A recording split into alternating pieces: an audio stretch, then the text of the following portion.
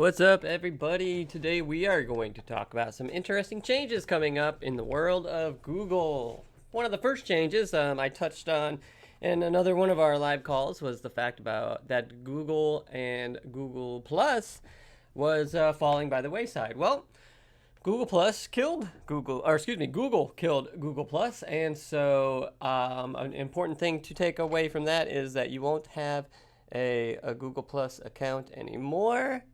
And if you have pictures or any content on there that is important to you, it is time to take that off and save it somewhere on your computer.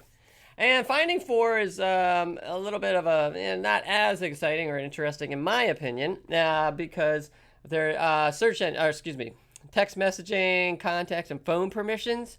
So when users grant that access on Android apps, they do so with certain use cases in mind. They don't want to just give you full free reign over everything.